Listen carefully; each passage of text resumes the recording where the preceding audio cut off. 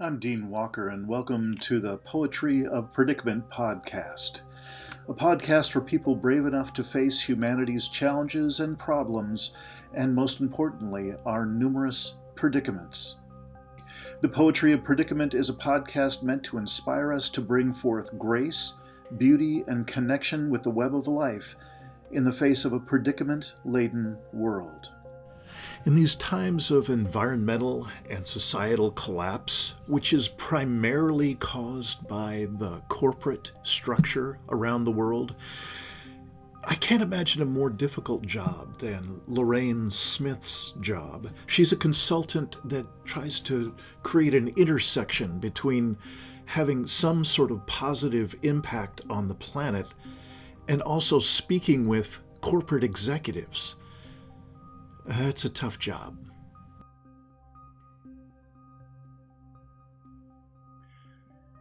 Hi, everybody. Welcome back to another episode of the Poetry of Predicament podcast, and I am your ever-present host, Dean Walker, speaking to you from a gorgeous day here in Southern Oregon, where we still have a bit of smoke coming over the hill from Northern California, where they've had some pretty dramatic fires recently, which is kind of the order of the day, year, decade here in the west coast of the USA, as in so many places. And today I'm really very, very happy to have somebody on whose writing I've really enjoyed, and then we've just somehow stumbled into a few more ways that she expresses herself in working with some folks putting on some remarkable courses and some Twitter presence. And Lorraine Smith is going to be speaking with us today. And Lorraine, I've experienced your work in primarily it started with Medium. I'm always I guess it comes from my background. I've had decades of threaded through with work in corporate gigs at various levels of coaching and training with corporate executives. And I think you're just one of the clearest voices in that space that I've run into. And I almost immediately just reached out to connect with you. And with each thing that I've read, I'm just so glad that we finally got this time together. And let me just say a little bit more before I ask you to speak, Lorraine. What really drew my eye to what you do and how you do it is you have an ability to combine two elements that don't come together very often, in my experience, having been around the corporate stuff for quite some time. And that is somebody who has an obvious deep understanding and connection with the environmental issues of our time. You really emanate some kind of deep connection, deep understanding that is rare even in the activism community. And then combine that with your evident interest in somehow bringing that kind of understanding to the corporate community. And they're obviously at immense cross purposes. And I know just from what I've read from you, you wrestle with that contrast. There's just, again, a way that these times are not fit for purpose if we keep doing corporate training or corporate consulting the way it's always been done. And obviously, where it's beyond not fit for purpose that we allow corporations to continue to do what they have been doing to get us into this predicament where we are now and driving us ever faster toward that brick wall at the end of the alley, so to speak. I'm just hoping that you'll take a few moments, especially at the beginning, if you don't mind. I don't feel equipped to be able to introduce you in any kind of a good way, and I hope you'll introduce yourself to us. And I'm hoping that you can just kind of give us a tour of what got you to this place where you have this self created platform that allows you to speak from a deep compassion for that, the unworkability, yet the humanity of the corporate structures. And then in the same breath, you can be so connected with your love of life and of the earth and of, that which we all hope to be able to sustain in some real way over time. I would just be so curious because you're an exemplar of, unfortunately, a rare breed. And so, with all of that, thank you. Really great to have you here. Great to briefly meet you before we turn on the recording button. And anything you'd like to say, and then heading into an introduction, I'd appreciate. Wow. Well, thank you, Dean. Really, really appreciate that introduction. I was very touched when you reached out, and we chatted briefly before you started recording, but I'll repeat here that it's really something to be seen, to be heard, especially in this kind of complex, dynamic situation we find ourselves in, industrially, economically, socially, ecologically. There's a lot of noise out there. And so to feel like what I'm saying and doing is resonant to you feels really good. So thank you very much. I really appreciate just the connection. You've asked a question that I ask myself a lot. So I'll just preface by saying I'll do my best to answer in terms that might make sense in sort of English vernacular, in as much as English vernacular is suited to answering such a question. So simply put, I'll describe what I do all day because they're just a series of activities that anybody could be doing. I write, and I read, and I have conversations with people and with non-humans to try to understand the world around me. And I'll shape that a little bit more, but I'll put it under the umbrella of what I feel for me is a really clear purpose. Like why I wake up in the morning, and quite literally, even just this morning, I can give a concrete example of something that's going on, but I wake up thinking about, what does it feel like when all industry, all industrial activity, all the ways in which we have our human needs and wants met is healing? What does that look like when it's not only not destructive, and you and I both know from some up close and personal corporate experiences that a lot of it is destructive, socially, emotionally, spiritually, and certainly ecologically. Of course, not all of it is, but enough of it is that the net effect has brought us to a point of pretty serious crisis, I think is a fair term. So what does it look like when it's not like that? When the way in which we meet our needs and wants as people, as societies, as families, as schools, as organizations, what does it look like when it plays out the way, for example, a forest ecosystem looks after itself? Forests don't have strategic plans. They don't even have a leader. Everyone looks at the oak tree, but a lot of people miss all the other trillions of organisms around the oak tree that make it possible. So I dream about that, and I dream out loud, and then I dream when I'm asleep, and then I talk to other people about that. I ask, what would that look like to you? And usually the answer is a bit of a laugh at first, like industry as a force for healing, but then either they stop laughing and they realize like, oh, well, that actually makes a lot of sense, like literal sense. It feels right that our needs being met ought to be met in a way that don't undermine other needs. And then I either talk to people who find that funny and try to help them imagine it not being funny and just being true. But mostly I try to find people or other non-human entities that are already exemplifying that, and then learn from them. How does that work? How do you do that? What does that look like? What does it feel like? What can I learn from that? And then how can I express that in a way that might be useful for others on this path? And that takes a form of writing. So you found me on Medium. I put as much as I can on Medium. I try to share publicly what I'm doing in ways as free and available as possible.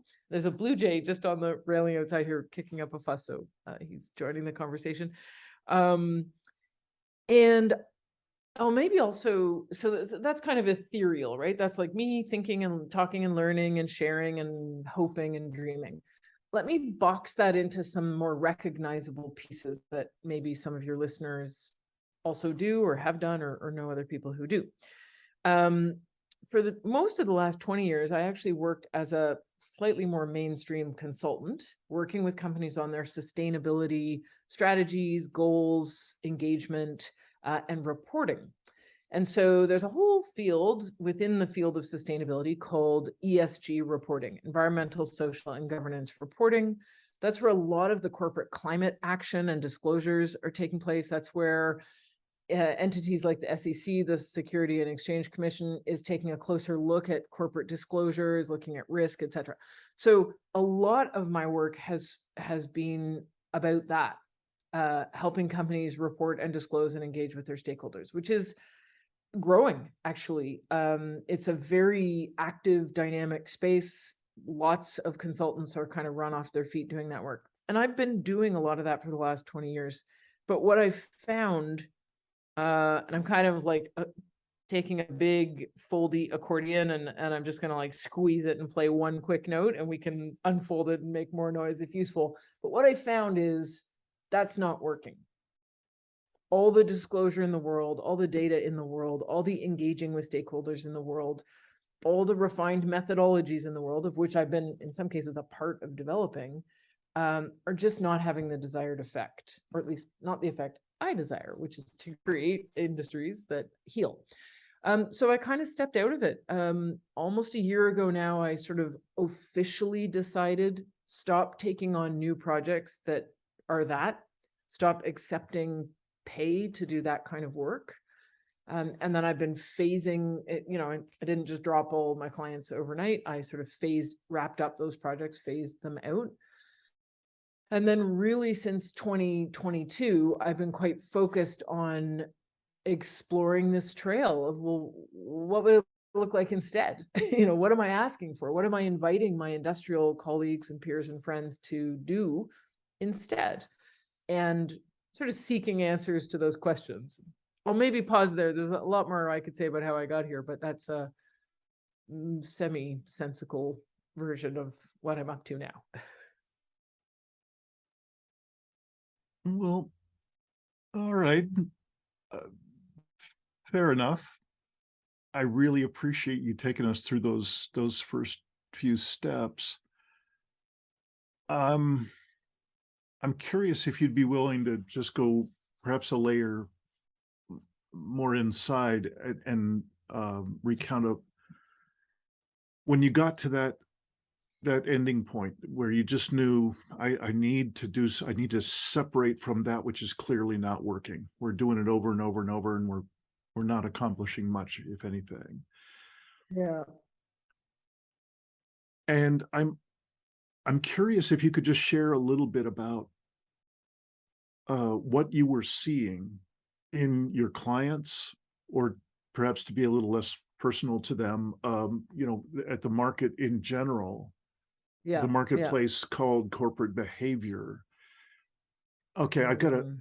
I've got an agenda that I should just reveal, because this is, I got a pointed question here.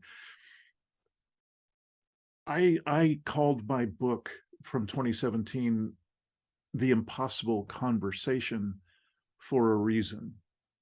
And what I think that neighborhood is that I'm asking you to describe a little bit more deeply, a little bit more of like, what did you see? What were you feeling? Mm. And particularly what I'll just relay to you what I was feeling when I extracted myself best I could. I wasn't doing quite the same work you were, but I knew I couldn't keep doing the same thing over and over, hoping that somehow I could pretend like something different was happening when obviously it wasn't. Yeah. And it's that there's this presence, this larger than any organization itself presence that Mhm. seems like it's this dark tide that has come in.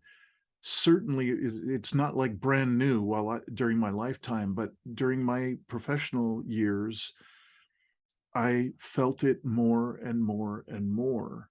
And it was that insatiable appetite for short-term profit, and Mhm. at any cost, that the rivalrous incentive, the rivalrous dynamic at every level of the financial world, and the corporate extractionist world, and so on. As soon as there's any element that creates more profit for an entity, in any way, shape, or form, as soon as it can be back engineered, then its Mhm. competitors will back engineer it. And because of the rivalrous dynamic, they'll take it to the next level so they can ride for a few moments having that advantage. And there's a darkness to that because it's already, from my understanding of what corporations are founded on, there's absolutely no intention whatsoever to be a contribution to life on the planet, to humanity, to Yeah. resources, to anything other than the bottom line. And this dark tide that I was experiencing and am experiencing now more than ever, uh, it's been one of the most difficult, the work that I'm doing is to work with people to expand their capacity to be present in the face of larger and larger stressors.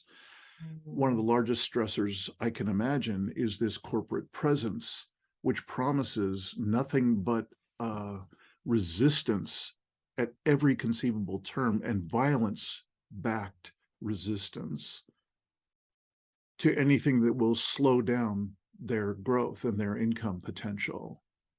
Mhm. And that, thanks for sitting through all this, but Yeah, oh, no, it's helpful. this is again the things that I was experiencing at that time and still experience to this day. That dark presence, that ubiquitous presence around the world, is one of the most difficult presences for me to metabolize. The grief and the rage and so on, these are as intense an emotion as I've ever had. I have waves from time to time as I look at the extinction level violence being done by that dark presence. So I don't mean to, God, I make Debbie Downer right now look like a prom queen. I'm sorry, but That's okay. I wanted to Good.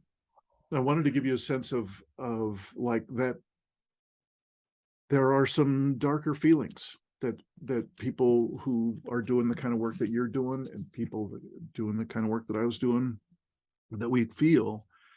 And I'm just curious, what's your version?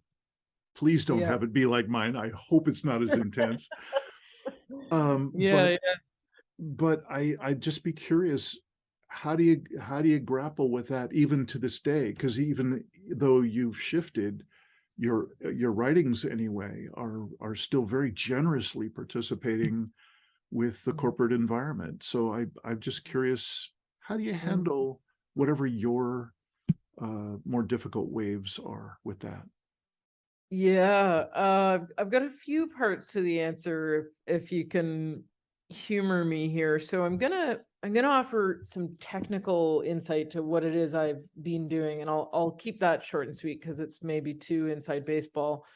But then I'll show you I guess you'd call it the spiritual path that I Mhm, kind of accidentally walked through, and I'll round out with a couple of my coping, let's say, skills or mhm, mhm, tools. So just on the technical piece, to go back in time a little bit to how I was spending my time and where I would bump into that dark tide, if you will. So what did it look and feel like to me? I mentioned I was sustainability consulting, and a lot of that was ESG reporting, and that it's a deep technical field in some ways. Like there's a lot of methodologies and processes and whatnot. So kind of skim lightly across the top. And if it's useful, I can offer more links to put in the show notes if people would like to know more. But there's a process called assessing materiality that is pretty much baked into a lot of sustainability strategies and reports these days. There are globally recognized methodologies and ways to do this. And the upshot is that the consultancy, and it's often the big four, the PwCs, the Deloittes, and sometimes it's more boutique folks like the kinds of organizations and agencies I was freelancing with or for a little while in-house. We would be brought in to help the company see what its most critical issues are. Now, often these wouldn't be surprises. We wouldn't be, doing a big reveal, but we'd be helping them organize their thinking around social, environmental, and governance issues of concern. And we would do that by interviewing a range of external stakeholders, identified and or at least approved by the company. So we were having kind of sanctioned conversations with the range of external and internal stakeholders. And our job with that assessment is to basically show, usually to executives within the company or some kind of subset of executives, to say, hey, according to us, people who have expertise in this, having spoken with the big wide world and done some desk research and looked at all your stuff, we think these are the issues that you need to pay attention to: climate change, conflict minerals, obesity, etc. Depending on the company, obviously, it's going to vary.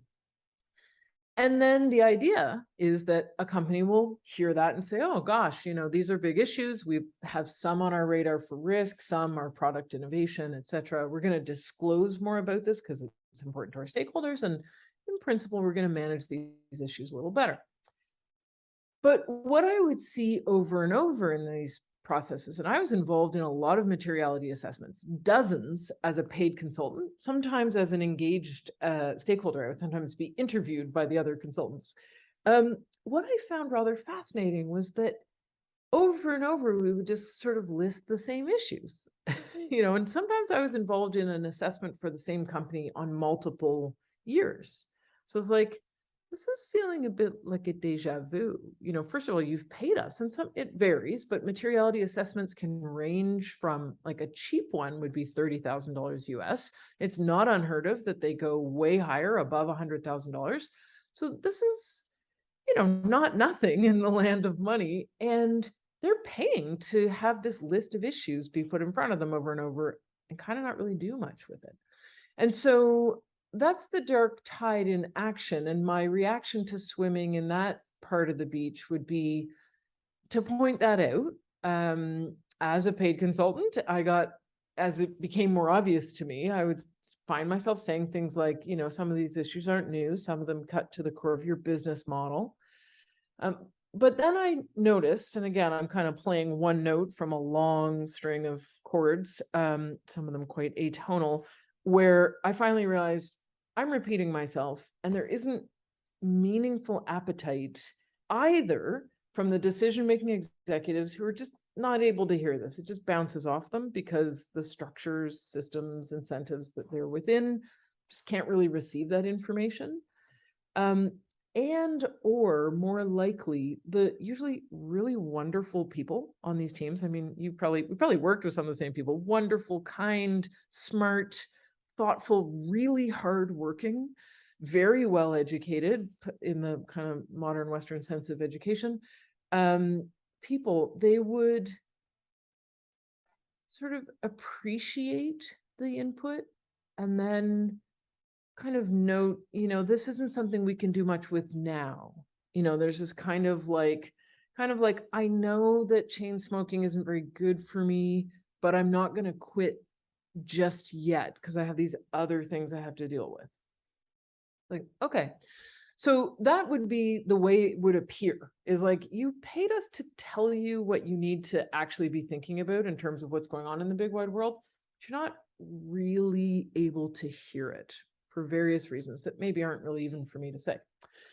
So then I mentioned I would describe the door that I walked through, where after doing a lot of those projects and other types of projects that are related and realizing I'm not changing it from within. Like, I think for a little while I thought, well, if I just get really good at this and have a lot of credibility with my corporate clients, I'll be able to say more with more conviction, and they'll be like, gee, that Lorraine lady, she's made this point before, and I think we really need to pay attention. But, after a while, I realized, like, no, that's not really happening. And not surprising, it's not what they're paying me to help them with. They are not paying me to help them to rewire their business model, to kind of signal to the outside world, we don't like the signals that you send us, outside world. We don't like the incentives that you've given us. We're going to change them. So, okay, don't go to the hardware store for milk is another way to look at it. So what can I do? What can I do that I am able to contribute? And so I didn't know that I was actively asking myself that question when I went for a 5-day run last October. But I guess I was, because I have been asking this question quite a bit in different contexts. And I went for a run that ended up being about 250 kilometers, which is, I think, it was give or take 158-mile run over 5 days. It averaged out to be a little bit more than a full marathon a day. Lots more I could say about that. It was a wonderful experience and gave me so much. Oh, it just gave me so much. And I was running. I mean, I was busy on that run. I was figuring out where I was going. I was fueling myself. I was getting to the next destination. I was doing all the things a runner has to do to keep going. I wasn't philosophizing, and I certainly wasn't career planning.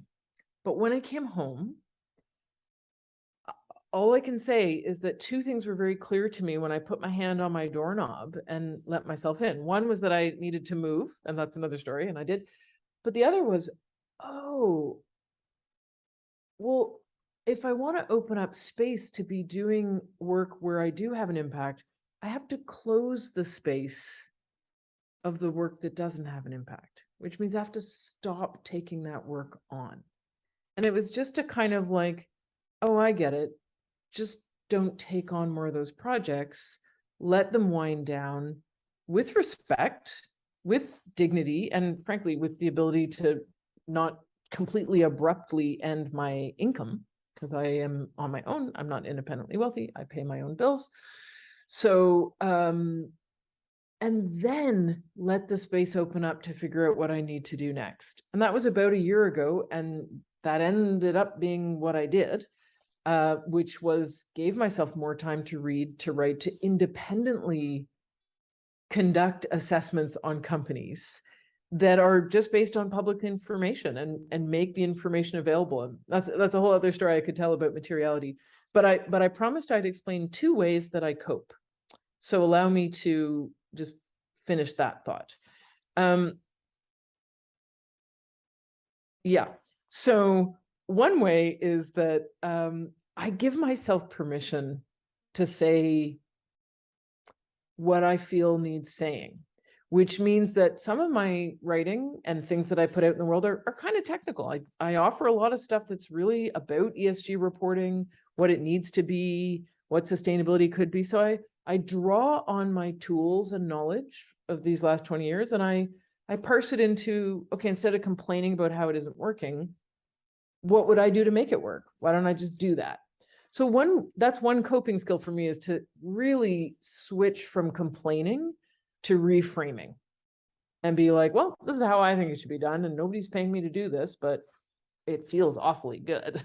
So that's one way. And then the other way, and this causes me a little bit of trouble sometimes, but I think on net, it's very good. I take in almost no media, as in what we might call news. I find things out, when big things happen. Like I know there's a conflict taking place in Eastern Europe. I know that there was a big deal that happened in early January in the US a little while ago. Like I pick up on the headlines, but for the most part, I do not engage with the media, because letting that in guarantees me an emotional vortex of kind of vibrations about that dark tide. I know it's there, but the media, no offense to it, but it does a shitty job of making sense of what's going on.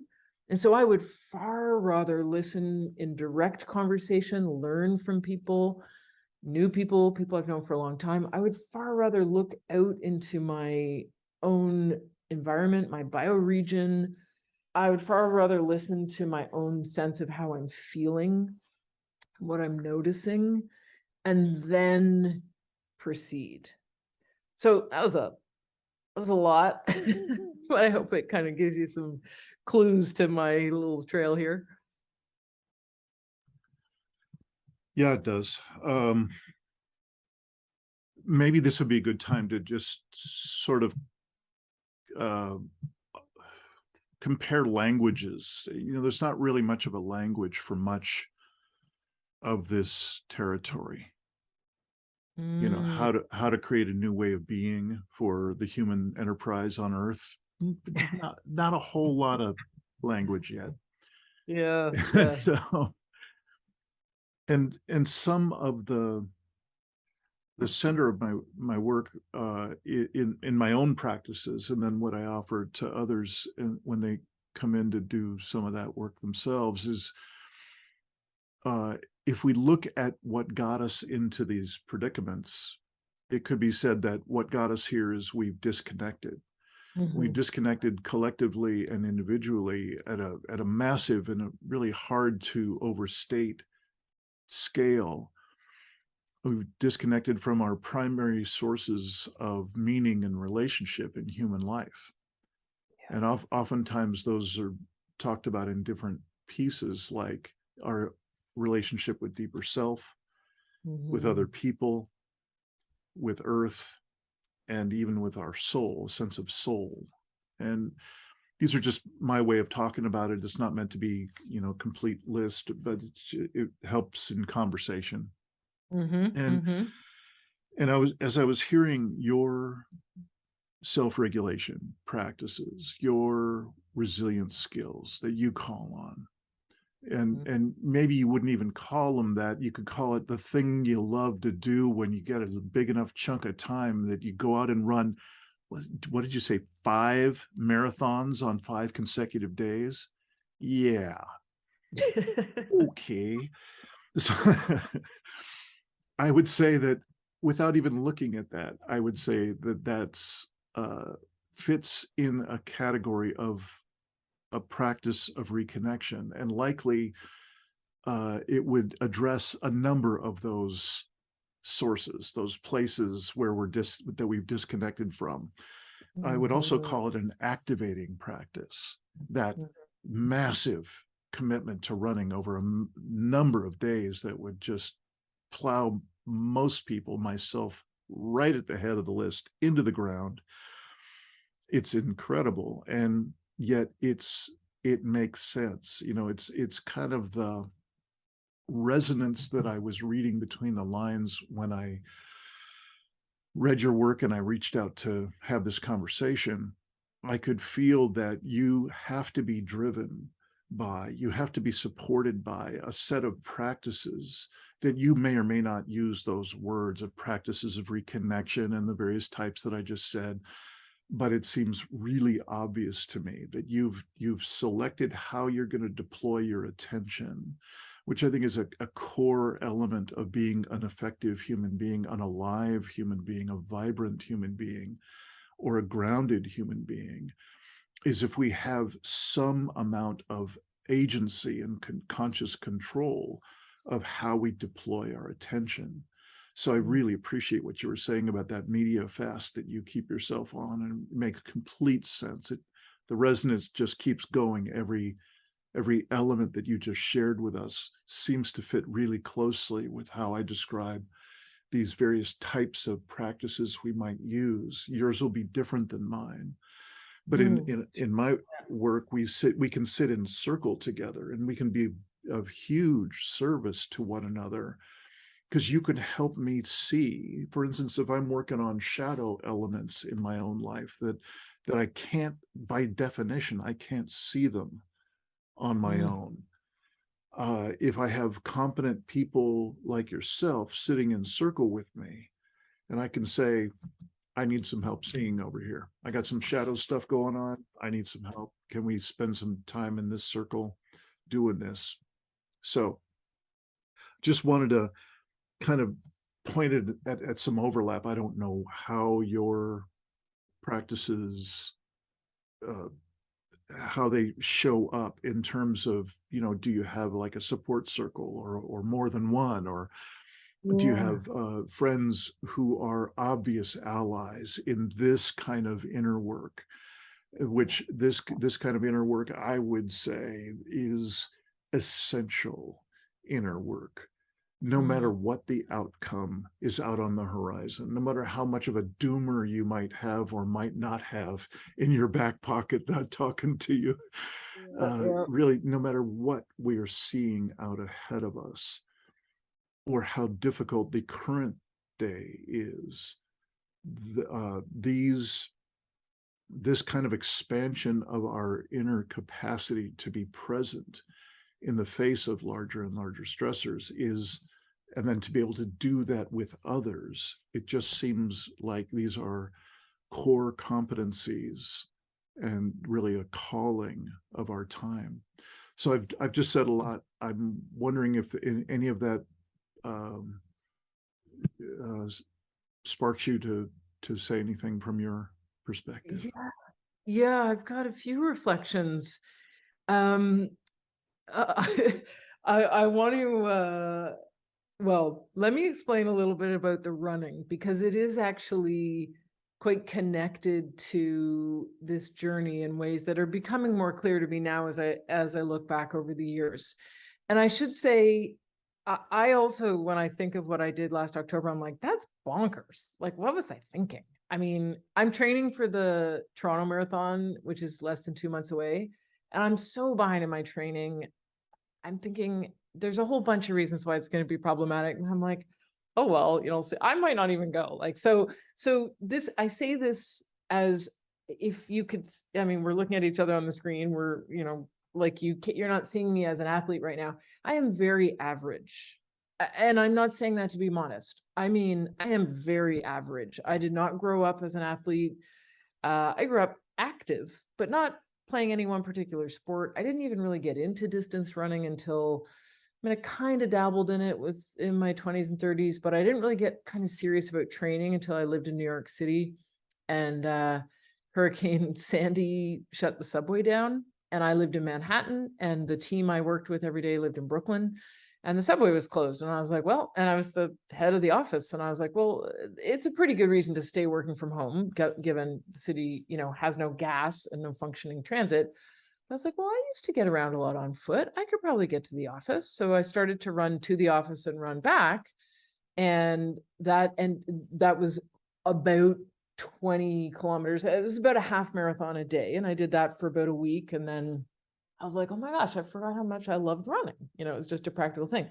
So I say that to say I kind of wandered into it innocently, but it came at a time. So when was Hurricane Sandy? Was it 2012, I think? It was around then. I was already pretty steeped in the sustainability industry, had been doing a lot of work, was, now as the director of this kind of prestigious boutique firm. And I loved my team. And my goodness, we had good clients, fascinating projects across sectors. And this is when I was, I learned Portuguese because I lived in Brazil for a year as an exchange student when I was a teenager. And so then it was right around then, after Hurricane Sandy, that kind of a bit, serendipitously, I got assigned to some work in Brazil, and that kind of reignited my relationship with the country, with the language of Portuguese, et cetera, et cetera. So like I was in like Flynn. I was like, this is great. Like I am living my dream. I'm doing great work. And at that time, my feeling was, we're asking companies to do a lot here. Like if they really wake up to what we're showing them in materiality assessments, to what stakeholders are asking of them, we're asking for pretty big transformation. Fundamental, even. We're asking them to be something that they're not yet.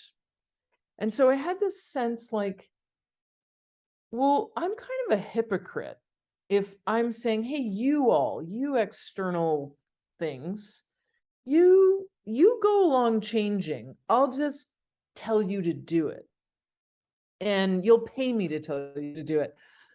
And so somewhere in there, I asked myself, well, what am I capable of fundamentally changing about myself? I mean, hopefully I'm always aiming to improve and be better and be nicer and be more effective at whatever I'm doing. But those are just kind of tweaks. That's the relentless incrementalism that I'm criticizing. What would be a fundamental change? And since I was getting more into distance running again, but then, did a few marathons and got pretty serious about competition. And I went from being first time marathoner, age 26, ran a marathon in, I think, 4 hours and 15 minutes. I mean, perfectly reasonable, but not fast, certainly not fast for a 26-year-old, to being a 46-year-old who competed at the Chicago Marathon, 55,000 people, and I had a top 20 finish for my age group and ran it in 3:25. So I took almost an hour off my marathon time as a 20-year older runner. And the penny started to drop for me, like, wait a minute, I have a lot more capacity. I have a lot more capability. I have a lot more potential than I ever gave myself permission to think about. Now, I am an average athlete. I am a kind of regular person who didn't do a lot of sport as a kid. So I'm not going to become an elite runner. There are various constraints around that. But I started to kind of unlock listening to runners, and living in Manhattan was great. I got exposure to like retired Olympians and ultra runners and just an amazing mix of people. And I started to realize, like, yeah, they're special. They're definitely special, but so is everybody. And what does it look like when I just let go of these random constraints I put on myself and allow myself to move into spaces that I'd like to get into? And not everybody wants to run a marathon every day for 5 days. And I don't blame them, because there are parts of it that are kind of crazy. But I really enjoy getting around on foot. I really enjoy seeing the world at a human pace and making eye contact with the world. And so for me to go on foot, it kind of started with like, can I visit my friend who lives up? Well, I think I could get there if I. So anyways, I say that to say we have tremendous potential. We have unlimited potential, not just in sport, not just in getting around on foot, in imagination, in poetry, speaking to the name of this podcast, in everything. We've barely begun to tap what we have. So I offer that just to say, I know the run thing probably sounds almost a bit, well, I can't say how other people hear it. I have experienced feedback that tells me it sounds sometimes a bit gimmicky or like a stunt. And that's fair, but for me, it was just a rich experience on a long trajectory of learning about distance, how to plan for it, how to love it and feel great. And, how do you do it? So that's the potential thing. But I also just wanted to leave a few more breadcrumbs, because we're talking about language here. And I feel like this is coming up a lot for me. I'm actually getting goosebumps as I think about it.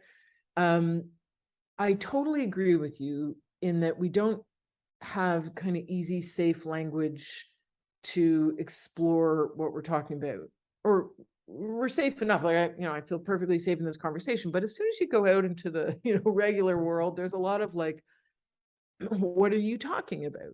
I don't understand. And one of our main social technologies is language. So without that technology in place, or having it in place and not knowing how to use it, we're a little bit limited. That will evolve. We're finding new ways to express these ideas as we go inward and share and connect as we're doing.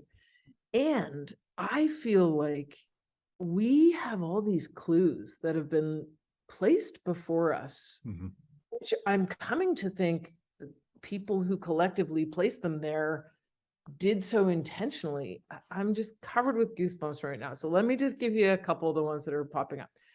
One, you talked about this lack of connection, and I fully agree. I remember I've been feeling this for decades. Like, we're so disconnected. I'm a hand spinner. I'm a knitter and a hand spinner. I spin yarn with a spinning wheel. I have done for many, many years. And any spinners will tell you, you automatically connect because you're connecting to the source of the thing that you're gonna. So anyways, I fully agree with that connection thing. We have this word in English called religion. And religion for most people sparks all kind of trouble, like, oh, I'm not really religious, or I'm very religious, or you're the wrong religion, or I want to recruit you to my religion. Yeah. Okay, well, there's interesting themes we could go into, but the word religion actually means reconnect. Hmm. It comes from re ligare or legiare, I won't pronounce it well, but the word literally means reconnect.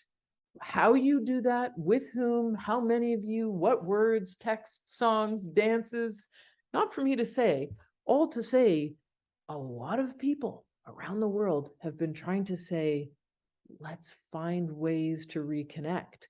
So that little Lang clue, as I call it, I call those things Lang clues. The other one that I super love, because it really lands in almost every conversation in corporate work. And by the way, I do, at full disclosure, it's August, what day is it? August 26th, 2022. I I don't have a lot of corporate clients right now because I kind of stepped off the edge. I'm having a lot of really interesting conversations, but I'm not pursuing commercial work. That's probably going to have to change. But I have a lot of conversations with companies and people in them. And what I often hear is, Lorraine, I really get what you're saying. I totally agree. It feels right. The problem I have is it just doesn't make economic sense. So let's see what little word lang clues have been left for us in that phrase, economic sense. Well, economy means looking after the home. That is its origin. Eco, that is our home. And this isn't like me making it up retroactive. That's what the word means. Hmm. Manage your home. So, of course, we can extend home to mean the wider biosphere, or we can even just mean our home. But it does not mean make money. Like, it never meant make money. So then I take the word sense. It doesn't make economic sense. Okay, well, now we've realized economic means look after our home sense. But what sense again? And then it's like, oh, well, how do I feel? What does it taste like? What does it smell like? What does it do to my ability to reconnect? Right. Hmm. So as soon as I hear somebody saying it doesn't make economic sense, I'm like, whoa, let's talk about economic sense. Because actually, industry that serves life, that enables life to thrive, that heals where there has been ecological or sociological trauma, Hmm. boy, what makes more economic sense than that? I don't know. Right. Right. That was brilliant, and I couldn't agree with you more with every single point. You obviously have heard of the work of Joanna Macy and Molly Young Brown, the work that reconnects. It doesn't get any more of direct fit than that. Um, there are a couple of other pieces that I wish we had time for. I know we're kind of coming to the end of the envelope of our time. I'm wondering if you could say a little bit about one of the more recent things that I've stumbled into off of something you said in Twitter, that you suggested a program that you are involved with the Mm, folks at possiblefutures.earth. And it's their intro to decolonial sustainability. And it's a program that's actually in the process right now. So I think tonight you said you're going to be participating in one of their sessions. Could you finish this up with just how is this work showing up for you now, since the corporate side is getting thin? It yeah. sounds like this is a fabulous example of some of the other direction that you're headed. And so could you tell us a little bit about it? Sure, yeah, I'm happy to. Thank you for asking. And by the way, I remain open to the idea that industrial players will circle back on this and say, I really do hear you now, and we get it. We want to run 5 marathons a day, 5 days of marathons too, except industrially. How do we do that? Hmm. And So I'm open, but so far there's not that many that really want to do that. Yeah. So possible futures, I'll share as a guest in their home and as a very honored observer, and encourage anybody who would like to know more to follow the trail here, since I'm very much following the trail myself. It's an organization of a group of folks based in what we could loosely call the global south, which anybody bumping into that term will have noticed is not so much a line on a map as ways regions have been colonized or not, left in or out of the sort of spoils of the industrialized economy. And these folks do lots of interesting things. The piece that you're referencing is they're piloting right now the inaugural cohort of this program, Decolonizing Sustainability. And what that's getting at is it's actually the light tide of that dark tide that I mentioned. So I Mhm. mentioned how, when you hold up the signs to the corporate decision makers and you say, you've got these issues, and they're like, yeah, we can't really do much about that right now. Well, why not? Well, the simple reasons why not would be because the structural norms, the legacy, the active legacy Mhm. of industrialization is racist, is colonizing and extractive. And that's not just like a random boo-boo in the corporate architecture. It's Uh-huh. part of a legacy of thinking it was economically sensical Yes. to buy and sell human beings, thinking it was economically sensical to rip huge holes in the ground and rip out old growth forest, etc.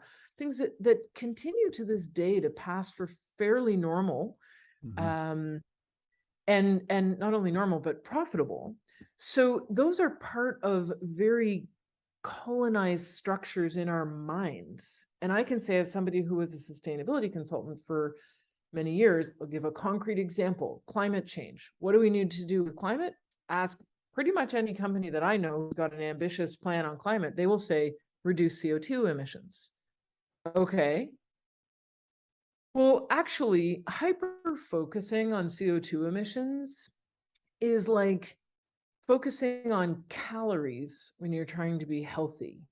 Yes, calories matter. They are a real number. We can count them. Yes, CO2 emissions matter. They're a real number. But you're probably not morbidly obese because you didn't know about calories, right? You're morbidly obese because you've disconnected from what Mhm. food is and Mhm. how it fuels you and why it matters. And you are grossly abusing your body and treating it like a garbage dump. And then, oh no, you are morbidly obese and in a very unhealthy state. When you expand that culturally, we've done that to different organs and extensions of our human body. And we've done it to places where we could get away with it, which often ends up being in the global south, where tremendous oppression and indentured slavery, et cetera, has been the norm. So how do you back out of that? How do you say, okay, wait, I work in sustainability. The whole point of the program is to decolonize sustainability. So how do you back out of that dead end? Like, it's worse than a dead end, it's a killing end, and get into a wider space that says, wait, we have a lot of choices about how we address climate. Yes, carbon is important, but really it's biodiversity. It's living in relation. Well, where is biodiversity best upheld? Oh, look at that. It's often in indigenous territories. Oh, how's it going there? Oh, look at the genocide. Look at the oppression. Look at the quote unquote economic development that's being done there, which is actually crushing. And then understanding, how do you take that awareness, that knowledge, and bring it back into the so-called sustainability frameworks, tools, decision makers' minds, and help proceed in a more decolonized way. As you know, because it sounds like you've done a fair bit of inner work on your own and you work with others in that Mhm. sort of inner work context to succeed in that kind of thing is a lot more than like memorizing a list of 10 things you need to do. It's like a lot of what we might call unlearning, structured unknowing, definitely shadow work, definitely individual shadow work to understand the wider systemic shadows that most of us, you and I are both white, we don't even see it. Yeah. So it's a lot more than, the easy memes of like, oh, that's white supremacist. It's like, okay, well, it quite possibly is, but let's go many layers deeper and understand the centuries of context that brought us to where we are and how we might actually be inadvertently propagating. We are inadvertently propagating it by not going there and just layering on all these sustainability protocols. Yes. So the course runs over several months and helps folks in the program to see it, to understand it, to recognize our own roles. We all have different roles. There's people from all around the world in the course. And my role in that is as a guest coach. So I'm on hand for students in the program who want to have guidance that I can particularly support them in. There's a few other guest coaches with lots of different expertise, and we're there to support them. So I think it's early days, and I think it's some of the most promising work I have ever seen. Yeah. Well, that's just a lovely, lovely upswing note for us to finish on. Lorraine, it's just been a delight to meet you and to have you introduce yourself and have you give us a little tour of your neighborhood, so to speak, and particularly this last piece. I'm struck even by the graphics that they use in this possible futures.earth course, and then to hear how it is showing up for you as one of the people putting it on, and how much depth and how much possible promise there is for real growth and real depth. That's just like water on the desert for me to hear that, and given that that's the nature of the work that I'm in as well. It's so good to have you here, and to have you shine a light on things that many of us have never known before, and certainly to hear what it's like to have somebody who's so deeply engaged for so long. How do you stay clear? How do you keep your heart open? How do you stay engaged with life? And so just thank you for all of that sharing. Thank you, Dean. I really appreciate the invitation and the conversation, and I hope we get to keep in touch. Thank you. Absolutely. If I have anything to do with it, Lorraine, thank you. Thanks for watching another episode of the Poetry of Predicament podcast, produced by Dean Walker and the Living Resilience Alliance, www.livingresilience.net. Music today from Michael Hedges, as always, and also Port Blue Into the Sea. Also available on our website, www.livingresilience.net, is a wide array of articles, online learning series, arranging group and individual resilience coaching, and sign up for our every other Tuesday free support group that we call Safe Circle Calls.